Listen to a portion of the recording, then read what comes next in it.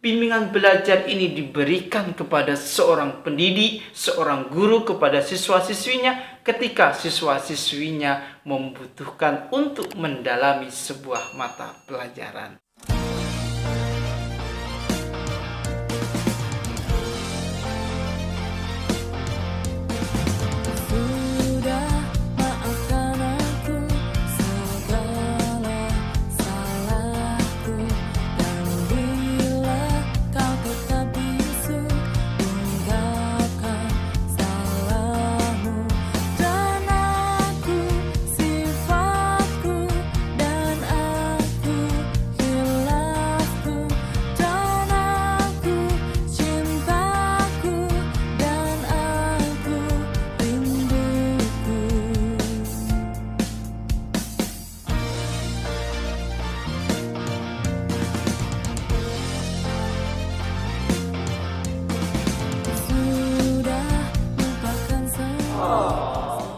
Assalamualaikum warahmatullahi wabarakatuh.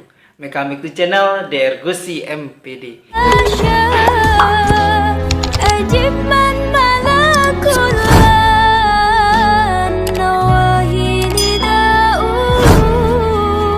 Mahasiswa-mahasiswi, sobat-sobat di channel yang dirahmati oleh Allah Subhanahu wa Ta'ala.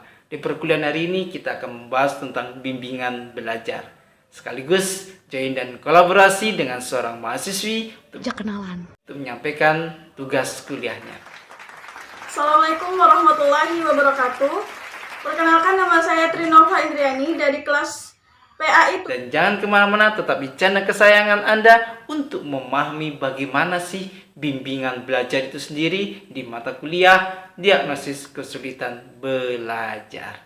Dan bila ada kelebihan rezeki, silahkan membeli buku saya. Bukunya simple untuk memahami tentang kesulitan pembelajaran bagi siswa-siswinya di sekolah-sekolah, baik sekolah dasar, menengah maupun atas. Bahkan di sekolah-sekolah yang paling bawah, di PAUD atau di RA.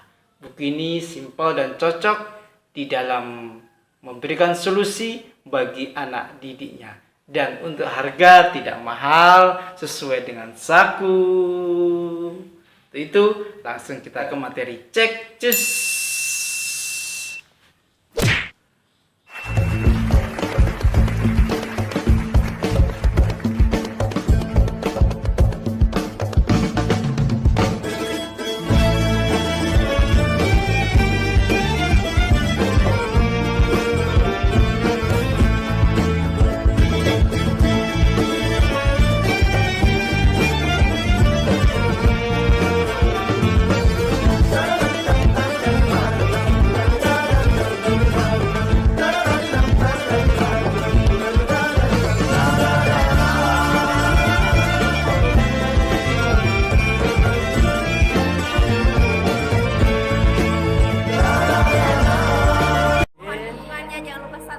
Like,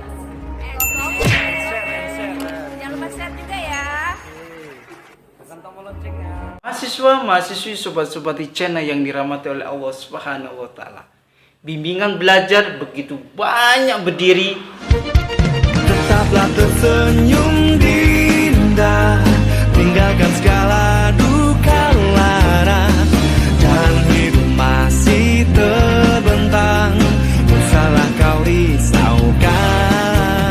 Tetaplah bahagia Di kota besar. Mahasiswa-mahasiswi, sobat-sobat di channel yang dirahmati oleh Allah Subhanahu wa Ta'ala. Ketika kita bicara mengenai bimbingan belajar, maka yang terbesit di kepala kita adalah bimbingan belajar yang mahal, yang selalu terbesit, yang selalu hadir di kota-kota besar untuk mensukseskan anak didik, siswa-siswi, biasanya ketika mau masuk ke perguruan tinggi atau ketika mengikuti ujian akhir di sekolah dasar, menengah maupun di sekolah menengah atas. Itu yang terbesit di dalam pemikiran kita. Tetapi bimbingan belajar ini diberikan kepada seorang pendidik, seorang guru kepada siswa-siswinya ketika siswa-siswinya membutuhkan untuk mendalami sebuah mata pelajaran. Iya. Itu yang benar. Sehingga orang pergi mengikuti bimbingan belajar itu untuk mendalami secara detail tentang pembelajaran yang belum selesai dan belum dimengerti sepenuhnya di dalam pembelajaran di kelas. Karena di kelas, seorang guru menyampaikan berdasarkan kurikulum dan dibatasi oleh waktu tertentu, sehingga tidak bisa menyampaikan ke semua anak didik yang mempunyai EQ atau kecerdasan yang berbeda-beda. Semuanya diratakan, dijadikan satu untuk disampaikan materi itu, sedangkan siswa-siswi tidak mempunyai kecerdasan yang sama. Itu bimbingan belajar hadir untuk membantu menyelesaikan kesulitan belajar bagi siswa-siswi yang kurang memahami di dalam mata pembelajaran yang disampaikan oleh seorang guru. Dan selanjutnya akan disampaikan oleh mahasiswi kami, yakni aspek-aspek bimbingan belajar berikut ini. Bimbingan adalah proses bantuan terhadap individu mendapatkan pemahaman dan pengarahan diri yang dibutuhkan untuk melakukan penyesuaian diri secara maksimum kepada sekolah, keluarga, serta masyarakat. Bimbingan merupakan bantuan yang diberikan kepada siswa dalam rangka upaya menemukan pribadi. Bimbingan belajar merupakan salah satu bentuk layanan bimbingan yang penting diselenggarakan di sekolah. Dalam bidang layanan bimbingan belajar, yaitu untuk membantu siswa mengembangkan diri, sikap dan kebiasaan belajar yang baik, untuk menguasai pengetahuan dan keterampilan, serta menyiapkannya melanjutkan pendidikan pada tingkat yang lebih tinggi. Bimbingan belajar terdiri dari satu pengertian bimbingan, yaitu jika ditelaah dari berbagai sumber akan dijumpai pengertian yang berbeda-beda mengenai bimbingan, tergantung dari jenis sumbernya dan yang merumuskan pengertian tersebut. Setelah itu yang kedua, pengertian belajar. Sebagaimana landasan pengertian mengenai apa yang dimaksud dengan belajar, terlebih dahulu akan dikemukakan beberapa definisi. Menurut Slameto, belajar adalah suatu proses usaha yang dilakukan seseorang untuk memperoleh suatu perubahan tingkah laku yang baru secara keseluruhan. Setelah itu, aspek-aspek bimbingan belajar. Beberapa aspek masalah belajar yang memerlukan layanan bimbingan belajar atau bimbingan akademik, yaitu 1. Kemampuan belajar yang rendah. 2. Motivasi belajar yang rendah. 3. Minat belajar yang rendah. 4. Tidak berbakat pada mata pelajaran tertentu. 5. Kesulitan berkonsentrasi dalam belajar. 6. Sikap belajar yang tidak terarah.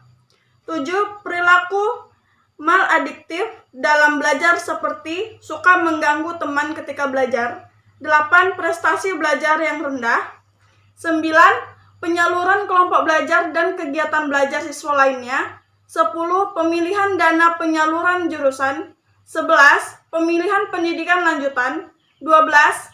Gagal ujian atau tidak naik kelas. Beberapa aspek masalah individu atau memerlukan layanan bimbingan belajar adalah 1. Pengenalan kurikulum. Yang kedua, pemilihan jurusan. 3. Cara belajar yang cepat atau tepat. 4. Perencanaan pendidikan, dan lain sebagainya. Secara umum, bimbingan berfungsi untuk mengembangkan seoptimal mungkin dari semua aspek pribadi siswa. Sehingga pada perkembangan berikutnya, siswa itu dapat mencapai prestasi semaksimal mungkin sesuai dengan bakat dan kemampuannya. Romain 1954 berpendapat bahwa fungsi bimbingan adalah sebagai berikut. Yang pertama, mengorientasi para siswa kepada sekolah. Kedua, membantu para siswa untuk merencanakan pendidikan di sekolah menengah. Ketiga, membantu para siswa untuk mengenal minat dan kemampuan masing-masing, dan lain sebagainya. Setelah itu, secara umum, fungsi bimbingan belajar dibagi menjadi beberapa bagian, yaitu 1. Fungsi pemahaman. Fungsi pemahaman artinya pemahaman tentang diri siswa beserta permasalahannya dan pemahaman tentang lingkungan tempat siswa tinggal, baik oleh siswa sendiri maupun oleh pihak-pihak lain yang telah membantu. Yang kedua, fungsi pencegahan. Fungsi pencegahan didefinisikan sebagai upaya mempengaruhi dengan cara yang positif dan bijaksana. Yang ketiga yaitu fungsi pengentasan. Fungsi pengentasan dimaksudkan adalah upaya pengentasan melalui pelayanan bimbingan dari masalah atau kesulitan yang dihadapi. Yang keempat yaitu fungsi pemeliharaan.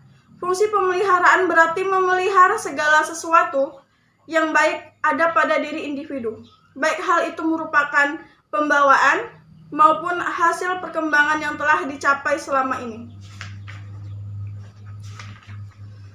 Setelah itu, kelebihan dan kekurangan pelaksanaan bimbingan belajar. Secara umum, bimbingan di sekolah terhadap anak didik dilaksanakan untuk tujuan tertentu yang ingin dicapai. Sesuai dengan masalah yang dihadapi oleh siswa atau oleh seseorang individu itu, maka jenis-jenis bimbingan di sekolah adalah dapat digolongkan atau dikelompokkan sebagai berikut. Yang pertama yaitu bimbingan belajar atau pengajaran. Yang kedua, bimbingan sosial. Yang ketiga, bimbingan masalah-masalah pribadi. Yang keempat, bimbingan karir. Yang kelima, bimbingan dalam. Pelaksanaan bimbingan dapat dilakukan dalam bentuk bimbingan kelompok dan bimbingan individual, atau kedua bentuk itu dilaksanakan secara berurutan dan bervariasi. Setelah itu, langkah-langkah yang ditempuh adalah sebagai berikut. Yang pertama yaitu identifikasi kasus, diagnosa, prognosa, terapi, evaluasi, dan follow up. Setelah itu, layanan bimbingan belajar sendiri dilaksanakan melalui tahap-tahap. Yang pertama yaitu pengenalan siswa yang mengalami masalah belajar, pengungkapan sebab-sebab timbulnya masalah belajar, pemberian bantuan pengentasan masalah belajar, dan kelebihan dan kekurangan bimbingan belajar. Setelah itu, kelebihan dari program bimbingan belajar yaitu memberi pemahaman yang lebih kepada kita yang belum mengerti benar materi yang sedang kita ikuti di tempat les atau bimbel kita. Setelah itu, mendapatkan informasi-informasi lain tentang soal-soal yang memungkinkan keluar dalam ujian tertentu. Ketiga, mendapat materi-materi baru dan cara-cara baru dalam menyelesaikan berbagai soal-soal. Yang keempat, kadang juga Anda akan mendapatkan teman baru yang mungkin belum Anda kenal sebelumnya. Yang kelima, kelemahan dan kelebihan tersebut menjadi tolak ukur bagi siswa. Apakah mau bergabung dengan lembaga bimbingan belajar ataupun tidak. Setelah itu, ada beberapa kelemahan dari bimbingan belajar, yaitu siswa yang mengikuti program bimbingan belajar biasanya tidak langsung pulang ke rumah, tetapi mampir ke rumah teman tanpa pamit. Yang kedua, kebanyakan orang tua menambahkan uang saku untuk anaknya, untuk jajan, untuk transport atau alasan lain sehingga anak menjadi boros dan manja. Yang ketiga, jika anak sudah terlalu lelah, maka yang diajarkan dan dibimbing belajar tidak dapat dicerna dengan baik sehingga dapat membuang-buang uang dan waktu. Yang keempat, biasanya siswa akan bergantung pada tempat bimbel sehingga siswa sulit untuk belajar sendiri. Good job. Itulah sekelumit tentang bimbingan belajar yang diperlukan oleh seorang anak didik, siswa-siswi kita untuk mendalami dan memahami pembelajaran yang belum sepenuhnya dipahami yang disampaikan oleh seorang pendidik atau guru di kelasnya. Demikian perkuliahan hari ini. Semoga berkah dan manfaat. Bila ada kekurangan mohon dimaafkan. Bila ada pertanyaan kita diskusi di kolom komentar. Billahi taufiq wal hidayah wa ridha wal inayah wassabil khairas wa huwa muwaffiq ila aqwamit thoriq. Wassalamualaikum warahmatullahi wabarakatuh.